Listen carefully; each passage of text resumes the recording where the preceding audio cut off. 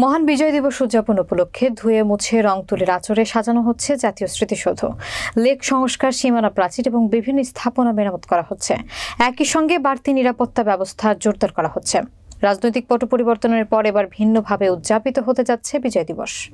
বিস্তারিত দেখুন নিজস্ব প্রতিবেদক আবুল কালাম আজাদ বিপ্লবের প্রতিবেদনে। মহান বিজয় দিবস উদযাপন উপলক্ষে ধুয়ে মুছে রং তুলির আঁচড়ে সাজানো হয়েছে জাতীয় স্মৃতিসৌধ। লেক সংস্কার, সীমানা প্রাচীর ও বিভিন্ন স্থাপনা মেরামতের কাজ। একই সঙ্গে বাড়তি নিরাপত্তা ব্যবস্থাও জোরদার করা হয়েছে। রাজনৈতিক প্রেক্ষাপট পরিবর্তনের পর এবার ভিন্নভাবে উদযাপিত হচ্ছে বিজয় দিবস। যথাযোগ্য মর্যাদায় জাতীয়ভাবে দিবসটি উদযাপন এবছর দেশের সাধারণ মানুষকে সম্পৃক্ত করার উদ্যোগ নিয়েছে এ সরকার। বিজয় দিবসের প্রথম প্রহরে জাতির বীর সন্তানদের শ্রদ্ধা জানাবেন রাষ্ট্রপতি, প্রধান উপদেষ্টা, রাজনীতিবিদ, কূটনৈতিক বিশিষ্টজন। এরপরই জাতীয় স্মৃতিসৌধ প্রাঙ্গণে জনসাধারণ তাদের শ্রদ্ধা আর ভালোবাসার ফুলে ভরে উঠবে শহীদ বেদি। ইতিমধ্যেই সমাপ্ত হয়েছে স্মৃতিসৌধের ভেতরের রং, ইট পরিষ্কার পরিচ্ছন্ন, ধোয়ামোছা, বিভিন্ন স্থানে আলোকসজ্জা, ফুলসহ গাছের পরিচর্যার কাজ। দিবসটি উপলক্ষে নানান রঙের বাহারি ফুলের চাদরে ঢেকে ফেলা হয়েছে স্মৃতিসৌধের সবুজ চত্বর। সিঁড়ি ও নানা স্থাপনায় পড়েছে রং তুলির আঁচড়।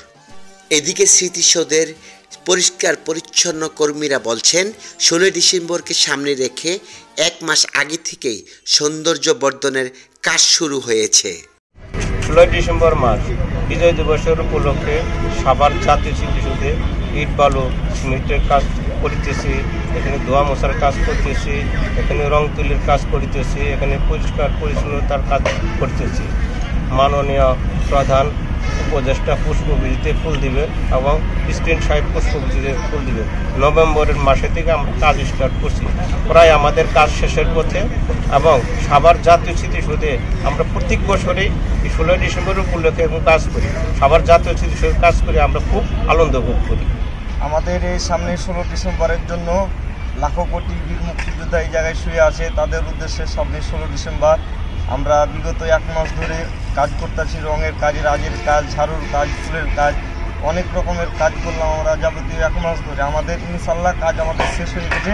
এখন আমাদের আল্লাহর রহমতে আর কোনো কাজ নাই। জাতীয় স্মৃতিসৌধের ইনচার্জ ও সাভার গণপূর্ত বিভাগের উপসহকারী প্রকৌশলী মিজানুর রহমান জানিয়েছেন, 16 ডিসেম্বর মহান বিজয় দিবসে মহামান্য রাষ্ট্রপতি, মাননীয় প্রধান উপদেষ্টা, মাননীয় উপদেষ্টা মণ্ডলী, বিদেশি কূটনীতিক সহ লক্ষ লক্ষ জনতা সাভার জাতীয় স্মৃতিসৌধে পুষ্পস্তবক অর্পণ করবেন। সে লক্ষ্যে আমরা গণপূর্ত অধিদপ্তরের পক্ষ থেকে পুরো স্মৃতিসৌধ কমপ্লেক্সকে ধুয়ে মুছে পরিষ্কার পরিপাটি করা, ফুল দিয়ে সাজানো, রং তুলির কাজ, সিসি ক্যামেরা স্থাপন, লেক সংস্কার সহ সকল কার্যক্রম সম্পন্ন করেছি। সাভার স্মৃতিসৌধ মহামান্য রাষ্ট্রপতি, মাননীয় প্রধান উপদেষ্টা সহ লক্ষ লক্ষ জনতার শ্রদ্ধা নিবেদনের জন্য পুরোপুরি প্রস্তুত রয়েছে। জাতীয় স্মৃতিসৌধে আগত সকলের নিরাপত্তায় প্রতিবারের মতো এবারও বিজয় দিবসকে কেন্দ্র করে ঢাকা জেলা পুলিশের পক্ষ থেকে নেওয়া হয়েছে ব্যাপক প্রস্তুতি।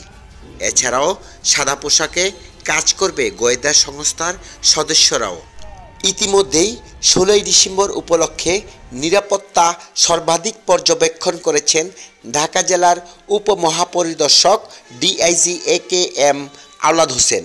সাংবাদিকদের সাথে সাক্ষাৎকালে তিনি জানিয়েছেন, উপস্থিত সাংবাদিকবৃন্দ, মহান বিজয় দিবস 2024 উপলক্ষে ঢাকা জেলা পুলিশ কর্তৃক আয়োজিত যে নিরাপত্তা ব্যবস্থা গৃহীত হয়েছে 5 স্তরের, সেটা আমাদের নিরাপত্তা ব্যবস্থা হবে ডিএমপি এলাকা থেকে। ডিএমপিও তাদের নিরাপত্তা ব্যবস্থা গ্রহণ করেছেন।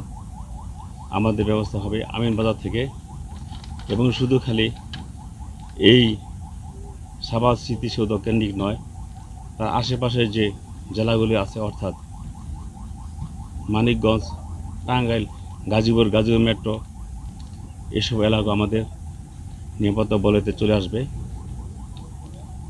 এবং পোশাক, সাদা পোশাক, এবি ভ্যান সকল স্তরের নিরাপত্তা আমরা রেখেছি, যেন খুব সুন্দরভাবে ভিভিআইপিগণ, বিভিন্ন সামাজিক ও রাজনৈতিক ব্যক্তিত্ব এবং তাদের সমর্থকবৃন্দ অতি সুন্দরভাবে সুশৃঙ্খলভাবে নিরাপত্তা সহকারে এখানে এসে